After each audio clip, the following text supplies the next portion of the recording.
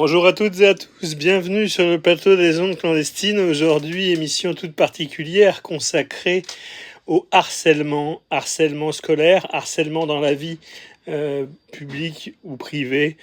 Le harcèlement, en fait, ça nous est venu tout spontanément avec la news comme quoi les réseaux sociaux étaient interdits en Australie, en fait, pour les mineurs. Et du coup, on a décidé de faire un podcast avec Jean-François Karachi sur ce thème sensible. Écoutons-le. L'Australie a décidé que le harcèlement, ça suffisait et qu'ils interdisaient à une partie de la population, aux plus jeunes, aux plus vulnérables, aux plus exposés, d'être harcelés, donc de couper les réseaux sociaux, de leur interdire l'accès. Certains y verront une limitation des droits, de je ne sais quoi, mais en fait c'est une excellente chose. Les réseaux sociaux devraient revenir à ce qu'ils étaient au départ, quelque chose de professionnel. Il ne faut pas oublier qu'Internet au départ c'est un outil de renseignement.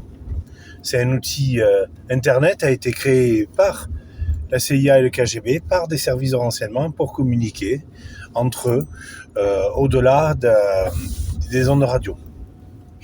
C'est des technologies découvertes entre les deux guerres et peu après la Deuxième Guerre mondiale. Certains diront que c'est grâce au crash de Roswell, le romancier que je suis a envie de croire cette idée un peu excentrique. Voilà. Les réseaux sociaux, bien sûr, moi j'ai été condamné pour harcèlement. Par exemple, quand en 2017 j'étais très inquiet de voir que j'allais aller en prison pour de l'argent que j'avais pas volé, j'ai beaucoup écrit à la gendarmerie de Rambouillet en disant voilà, je suis très emmerdé, j'ai peur, je vais aller aux troupes pour des preuves que François-Joseph Karachi a détruites. J'ai envoyé 70 mails en 2 ans, de 2017 à 2019.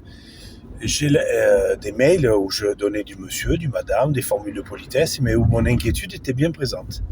Eh bien, le parquet de Versailles s'est constitué partie civile et a décidé que j'avais trop écrit à plusieurs gendarmes, à plusieurs enquêteurs, et que je leur demandais des choses que je n'avais pas à leur demander. En fait, j'avais la charge de la preuve. Si j'étais innocent, j'avais à le prouver. Et puis, il fallait pas que je fasse chier le monde avec ça. Il fallait que j'arrête d'écrire à des OPJ qui n'avaient pas que ça à faire, qui n'étaient pas sous mon autorité. Et si j'étais innocent, ce serait facile pour moi de le prouver.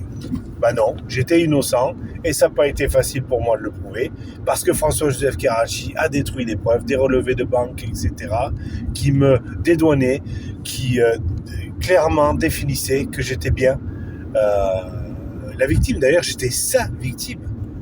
François-Joseph Karachi a profité de la mort de mon fils pour détruire des preuves contre lui, pour qu'il puisse gagner. Donc, le harcèlement, j'ai fait l'objet d'une mise à l'épreuve où la justice m'a demandé de me calmer et de me concentrer sur ma vie. C'est pour ça que je suis beaucoup allé chez le psy, parce que la justice m'a obligé à une expertise psychiatrique. Mais tant mieux, parce que le docteur Bernardi, le docteur Bernard Scognan ont conclu officiellement, grâce à cette obligation de soins, que j'étais sain d'esprit, que je ne voulais causer de tort à personne, je ne voulais faire de mal à personne, je ne voulais faire de mal même pas à moi-même, que j'étais pas un danger pour la société, que j'étais pas un danger pour moi-même. Simplement, j'étais un homme qui avait souffert. Accessoirement, on a tué mon fils par racisme. Roger Cazorla a tué mon fils. J'ai fait 4 mois de prison pour de l'argent que j'ai jamais volé, et en plus avec des preuves qui existaient que j'étais innocent. Et je venais en plus de découvrir en 2017 que mon père venait de mourir et j'étais dans la démarche de lui succéder. D'ailleurs, ça a failli se faire puisque la première ministre de l'époque a démissionné.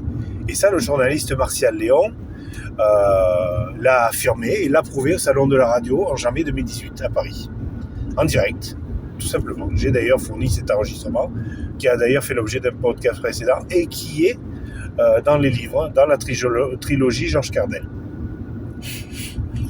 Si je parle de ça au niveau des zones clandestines, c'est parce que il y a des preuves qui existent qu'on n'arrive pas à faire vivre, des témoins qu'on n'arrive pas à mettre en avant, parce que au niveau justice, il peut tout arriver. Des preuves qui vous trouvez, je trouve, déterminantes, incontournables, et puis que d'autres trouvent insignifiantes, ou gênantes, ou datées, qui n'ont plus d'intérêt. Donc oui, on peut être coupable de harcèlement, mais parfois pour des raisons extrêmement intéressantes. L'affaire Candace Owens, c'est ça. Le couple Macron porte plainte contre Candace Owens, qui la harcèle. Ça a été le cas pour le dossier Amandine Roy, Natacha Ray.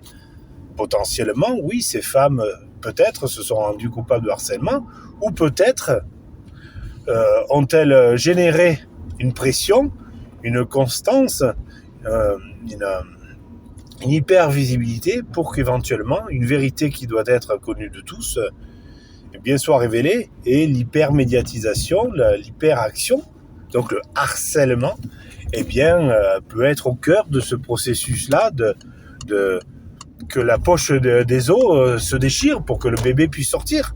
Parfois, il faut pousser, il faut faire de la pression pour que quelque chose cède, une situation, une personne, etc.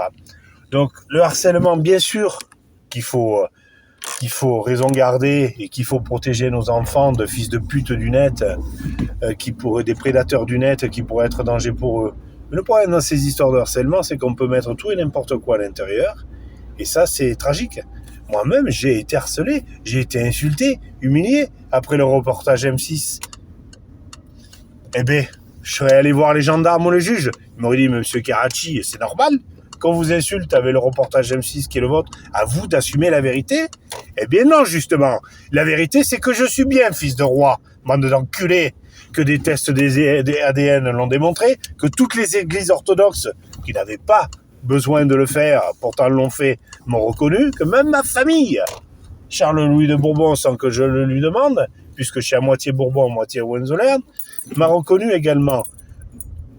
Donc ça veut dire que j'ai été harcelé ou que j'étais le harceleur. Et à un moment donné, le problème c'est ça, c'est que la définition du harcèlement est établie par une personne qui potentiellement ne comprend rien à une situation. Et donc vous pouvez vous retrouver à être le harcelé, qui devient le harceleur. Et je suis pas un complotiste, c'est comme ça, c'est la vie. Moi-même, il y a des choses que je comprends pas, etc. Et c'est normal, c'est ce que j'explique tout au long de mes podcasts. Je reconnais mes faiblesses pour mieux reconnaître mes forces. Mais il y en a d'autres, non. C'est des superman, et il faut admettre cette réalité-là. Je suis pas d'accord. Voilà. Donc évidemment que je suis contre le harcèlement, mais bien plus souvent qu'on ne l'imagine, harceleurs et harcelés ne sont pas toujours ce qu'on croit. Donc bien sûr qu'il faut protéger tout le monde, les enfants comme nous, adultes. Moi-même, la mise à l'épreuve m'a aidé à lever le pied sur les réseaux sociaux, je n'écris plus à des gendarmes ou à des juges pour leur demander quoi que ce soit. D'ailleurs, je leur écris plus du tout. C'est-à-dire que quand je me retrouve dans une situation maintenant injuste, je fais avec. Voilà. La conséquence, c'est que finalement, les droits que je suis censé avoir de potentielles victimes, ont volé en éclats. Au moins dans ma tête, en tout cas. J'ai peur d'écrire à des gendarmes ou à des juges au parquet en disant, voilà, je suis très emmerdé sur la ICI Karachi. L'acte notarié de 2017, il finit de me déshériter, non ? Illégalement, au profit de Sandrine Mignoli. Je n'ose plus écrire à la justice française parce que cette mise à l'épreuve m'a fait peur. Donc oui, ma mise à l'épreuve, en effet, elle m'a bien calmé. Elle m'a calmé au point que je suis terrifié quand je croise une voiture de gendarme sur la route. Voilà. Pourtant, j'ai pas la peur du gendarme initialement. Je suis pas un braqueur de banque, je suis pas un tueur, je suis pas un violeur, je suis pas un terroriste.